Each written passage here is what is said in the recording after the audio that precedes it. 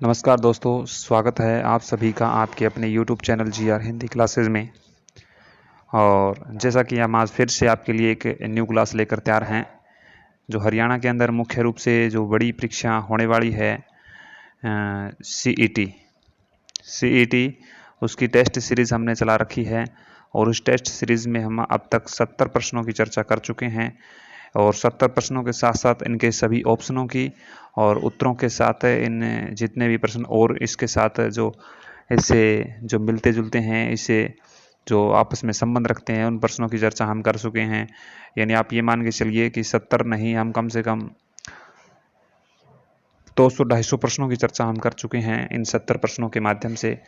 आज हम 70 से आगे 10 प्रश्नों की फिर से चर्चा करेंगे, और उम्मीद करता हूँ कि आपको पसंद आ रही है, और लगता भी ऐसा है कि आप दोस्तों को ये कक्षाएं बहुत पसंद आ रही है और आगे भविष्य के अंदर ये आपके लिए मददगार हो, हम ऐसी कामना करते हैं।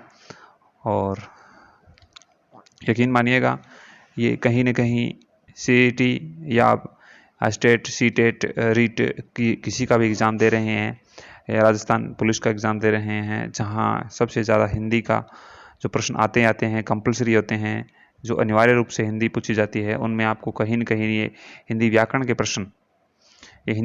प्रश्न आपको बहुत लाभदायक होने वाले हैं। तो इनकी आप जो 10-10 प्रश्नों की जो डेली की डोज हैं वो लेते रहें टाइम टू टाइम, तो आगे भविष्य में आपका अच्छा रहे। कोई भी प्रश्न आए आपके सामने तो उसको आप कोई दिक्कत ना हो। ज़्यादा देरी ना करते हुए आज एक प्रश्न संख्या 71, जो हमारी टेस्ट सीरीज़ की 71 नंबर प्रश्न है, इसकी हम चर्चा करते हैं। और आज का पहला प्रश्न, निम्नलिखित में से कौन सा शब्द विशेषण है? क्या पूछा इसने? निम्नलिखित में कौन सा शब्द विशेषण है? विशेषण पूछा है। विशेषण क्या होता है? विशेषण होता है जो विशेष्य की विशेषता बताए, वो विशेषण होता है। जो किसी शब्द की, वस्तु की, स्थान की, प्राणी की, कोई भी वस्तु, कोई चीज़, उसकी विशेषता बताए, वो क्या होता है? विशेषण होता है। मात्र नहीं है, खर्च नहीं है, चुपचाप नहीं है, और ये निपट। क्या है इसमें? निपट है, और निपट की विशेषण है। इसी प्रकार से इस प्रश्न का, ये प्रश्न आया हुआ है और परीक्षा में पूछा हुआ, इसी प्रकार से इन प्रश्नों को पूछा जाता है, जो यूनिक प्रश्न होते हैं, जो हटकर प्रश्न होते हैं। सबसे पहले हम विशेषण की चर्चा कर लेते हैं। थोड़ा सा विशेषण पे आप प्रकाश डाल लीजिए।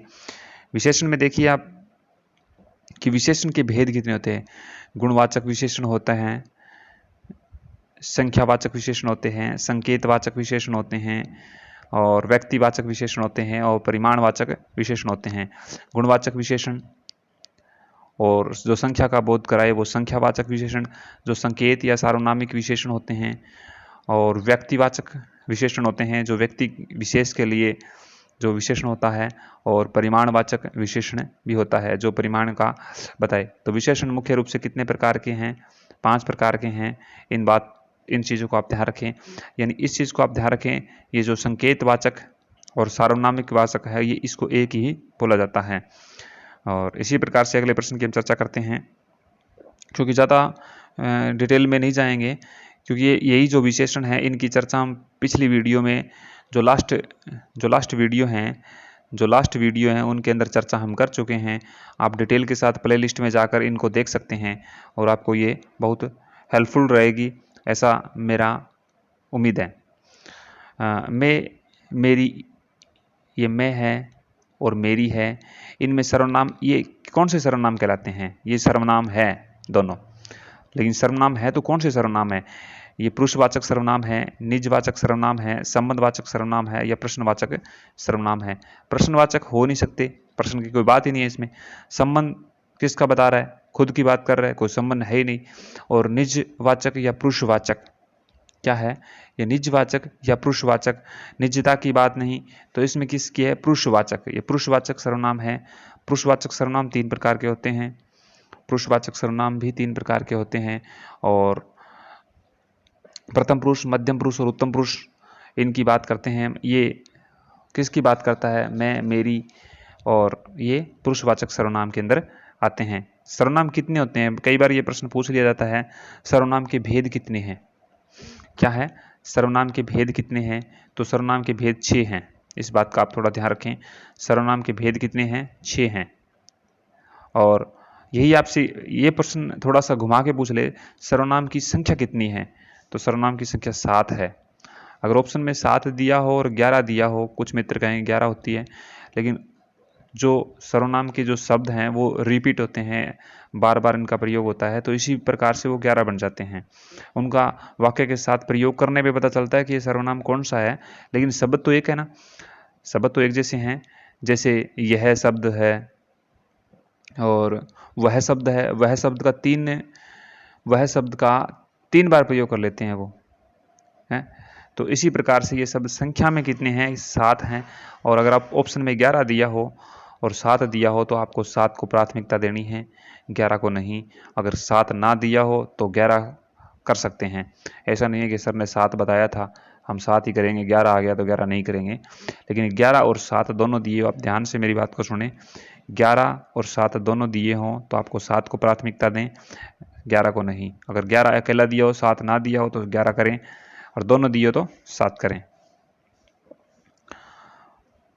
और इसकी भी हम चर्चा कर चुके हैं सर्वनाम की। ये प्लेलिस्ट में आप इसे पहले वाली जो वीडियो है, पहली जो लास्ट, इससे पहले जो लास्ट या लास्ट सेकंड थी वीडियो, उसमें आप देख सकते हैं सर्वनामिक 7 कौन से हैं, 11 कौन से हैं, क्यों हैं, इसकी चर्चा हम पूरी व्याख्या के साथ कर चुके हैं। आप जो साथी दिन प्रतिदिन जो वीडियो डालते हैं वो देखते हैं, कंटिन्यू देख रहे हैं तो उम्मीद है कि उनको ये चीज़ें पता है। वह घर से बाहर गया, वह घर से बाहर गया, वह घर से यानी से का चिन्ह आ रहा है, तो कर्ता ने, आप पढ़ते आ रहे हैं बचपन से, कारक चिन्ह है। कर्ता ने कर्म को करण से या के द्वारा संपादन के लिए अपादान से अलग होना, यानी ये बाहर जा रहा है। कहाँ से अलग हो रहा है? कोई व्यक्ति है, राम घर से बाहर गया, तो राम कहाँ जा रहा है? राम कहाँ जा रहा है? राम कहाँ जा रहा है? राम का घर है ये, और ये राम का घर है, और इस घर से वह निकल कर कहीं जा रहा है। मान लो वो खेत में जा रहा है, ये खेत में आ गया, वो ये खेत में आ गया कहीं है, तो ये घर से बाहर आ गया, यानी ये घर और ये खेत, इनका संबंध है। पहले घर था ये, और घर से अलग, घर से क्या हो गया? ये घर से अलग हो गया। तो अलग के अर्थ में आपको पता है अपादान आता है। कर्ता ने कर्म को करण से का मतलब के द्वारा संबंध, और अपादान से अलग होना, तो इसमें कर्ता नहीं हो सकता, कर्म नहीं हो सकता, करण नहीं हो सकता, ये तीनों कट, और उत्तर बच गया हमारा अपादान। अपादान से बाहर। अगर यही प्रश्न हमसे पूछ लेता, वह हाथ से लिख रहा है, वह हाथ से लिख रहा है, यानी वह हाथ से लिख रहा है, से यानी ये माध्यम हो गया। ये क्या हो गया? ये हो गया माध्यम, ये माध्यम हो गया। वह हाथ से लिख रहा है, के द्वारा लिख रहा है। किस के द्वारा लिख रहा है? हाथ से, हाथ के द्वारा या हाथ से लिख रहा है। तो इसमें कौन सा कारक होता? इसमें होता करण कारक, इसमें होता करण कारक।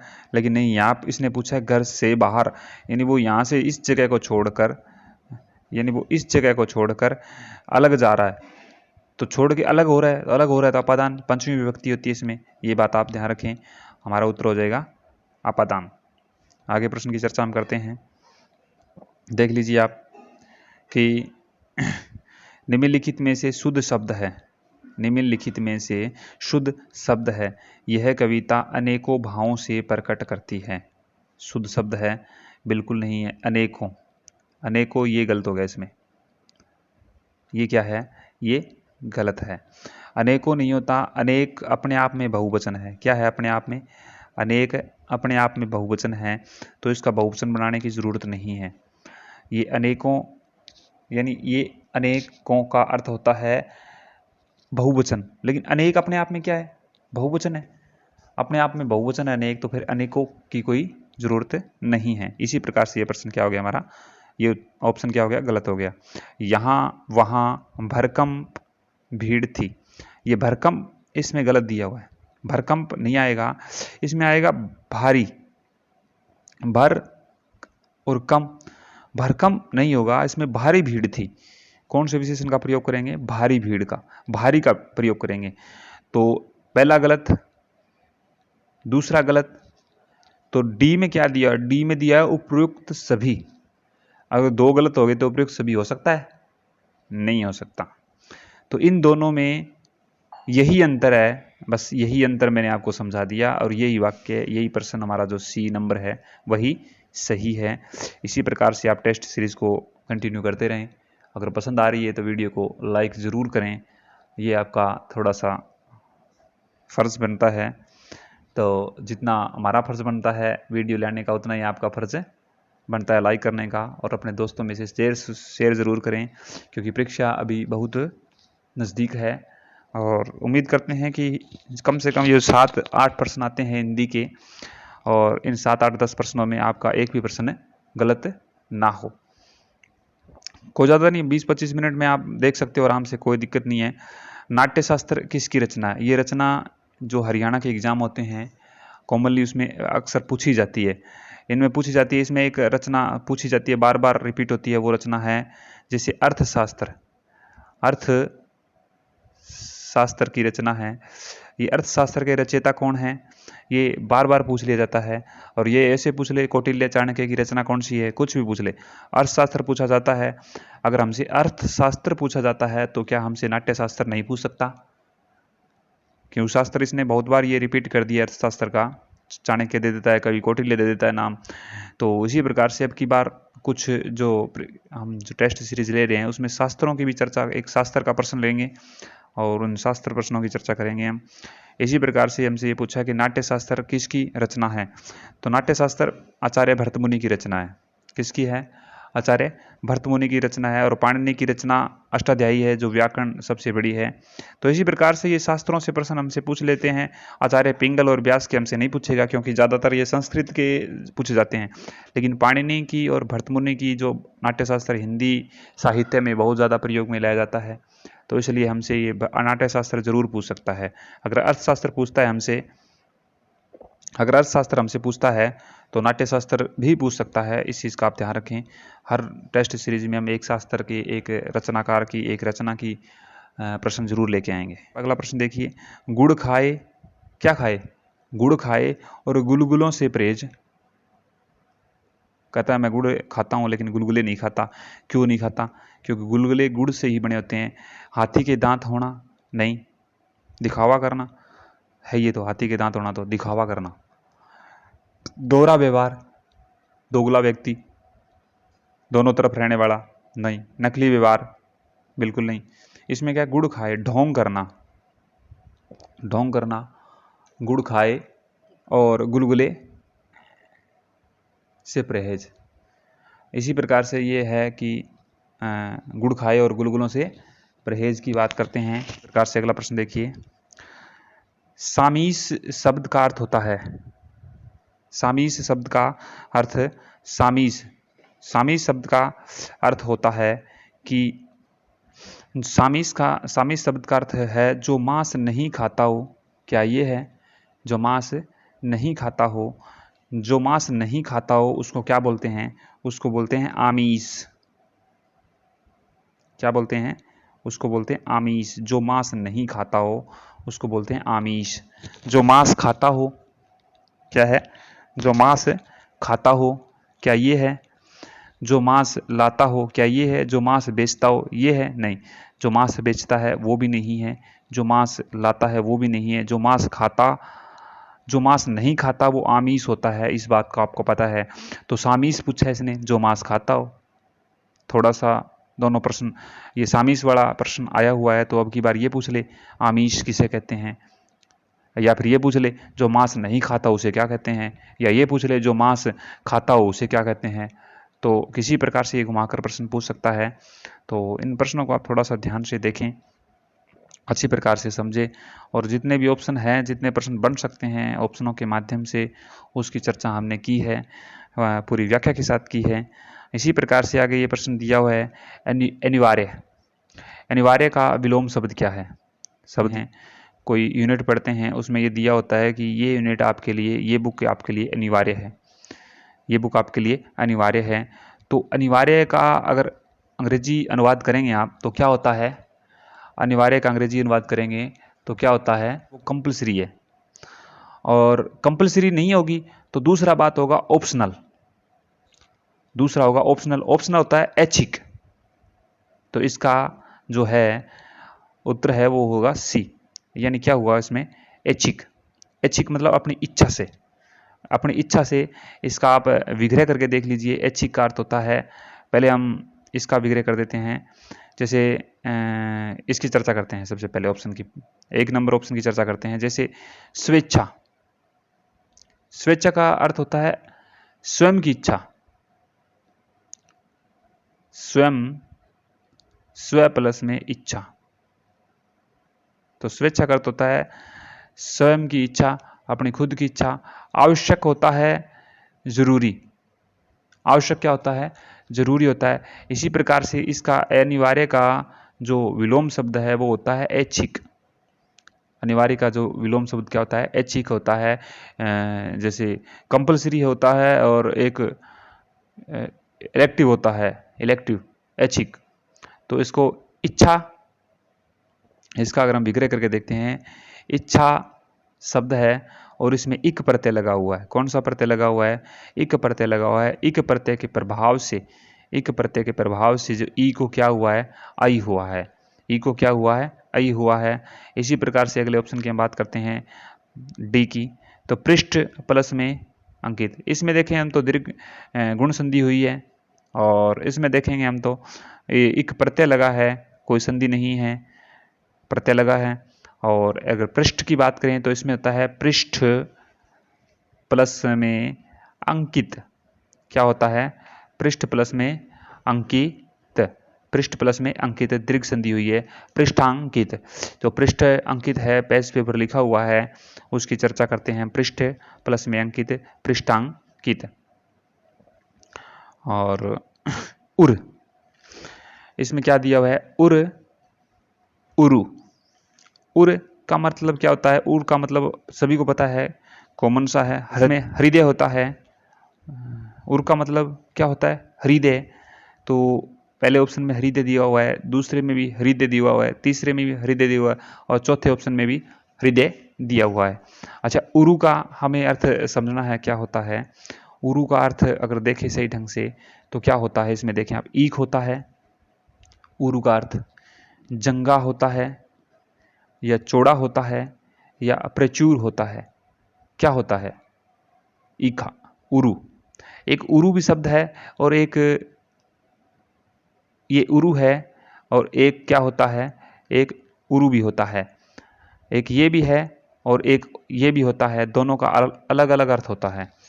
दोनों का क्या होता है, अलग अलग अर्थ होता है। तो आप ये देखिए कि इसमें इस उरु का क्या अर्थ है, और इन दोनों का, इसका और इसका भी अर्थ इसमें लिखा हुआ है। आपको ये बताना है ये उरु इसमें से क्या होता है। इसका अर्थ होता है, इस उरु का होता है जंघा, यानी हमारा उत्तर कौन सा हुआ, बी। कौन सा हुआ, बी उत्तर हुआ। और इस उरु का तो ये जंघा होता है, लेकिन इस उरु की बात करें हम, छोटे ऊ के रू लगा, और इस उरु के अर्थ होता है प्रचुर मात्रा में, प्रचंड मात्रा में, ज़्यादा। और अगर ये उरु दिया होता, अगर छोटा ऊ दिया होता हमें, तो इसका हम प्रचुर, हृदय प्लस प्रचुर करते, लेकिन हमें बड़ा ऊ और रै के ऊ की मात्रा लगी हुई है, तो ये दिया, इसका मतलब होता है जंघा, यानी हृदय, हृदय प्लस जंघा। ठीक है, यही इसका ये शब्द युग्म है। ये परीक्षा में, ये खासकर तो DSSB का तो बड़ा इंपॉर्टेंट फेवरेट है, DSSB, ये तो इसको परीक्षा में पूछ लेता है। DSSB में ये पूछता है कि शब्द युग्म 1% जरूर देता है, तो इस चीज़ का आप थोड़ा ध्यान रखें, इसको अपनी प्रैक्टिस को कंटिन्यू रखें, इसको मजबूती बनाएं। और इसमें आगे देखते हैं, अनेक शब्द में उपसर्ग है। अब अभी हमें प्रश्न दिया है उपसर्ग का, कौन सा प्रश्न दिया है, उपसर्ग का प्रश्न दिया है। अनेक शब्द में उपसर्ग है, है, ए लगा के देखते हैं। आप थोड़ा सा ये सोचिए भी, पता ही नहीं इसमें है कौन सा, लेकिन इसको तोड़ कर देखते हैं। थोड़ा शब्द का ज्ञान है। ए प्लस में नेक, क्या ये शब्द बन सकता है? या फिर क्या बन सकता है? या अन प्लस में एक, या फिर इसमें इक, ये भी जोड़ सकते हैं। अगर अन होगा तो इक हो सकता है। अगर यण संधि होगी तो न के बाद में ई हुआ है तो इक तो प्रत्यय है, इक प्रत्यय है, तो इक प्रत्यय होने से यहाँ पे तो गड़बड़ हो जाएगी, ये तो नहीं हो सकता। अगर इसकी हम चर्चा है, अन का अर्थ क्या होता है? अन का अर्थ होता है यानी एक अन, यानी जो शब्द दिया हुआ है, जो अलग अलग शब्द दिए हुए हैं संधि के हिसाब से, तो उन शब्दों के क्या होता है कि उनका अर्थ एक जैसा निकलना चाहिए। अगर यहाँ पे इक प्रत्यय दे देता तो यहाँ क्या होता? यहाँ पे तो आनिक होता। क्या होता? आनिक। लेकिन ऐसा आनिक इसमें इसने दिया नहीं है, आनिक इसने दिया नहीं है। तो आनिक दिया नहीं है तो इसमें उत्तर क्या होगा? इसमें उत्तर होगा, क्या होगा इसमें उत्तर? या फिर अन हो सकता है, या फिर आ हो सकता है। आ सामने दिख रहा है, आ नहीं है इसमें, लेकिन अन की बात करते हैं तो इसमें उत्तर कौन सा है? अन। अन कैसे? जैसे अन, क्या शब्द दिया इसने? अन प्लस में एक, जो एक नहीं है। क्या नहीं है?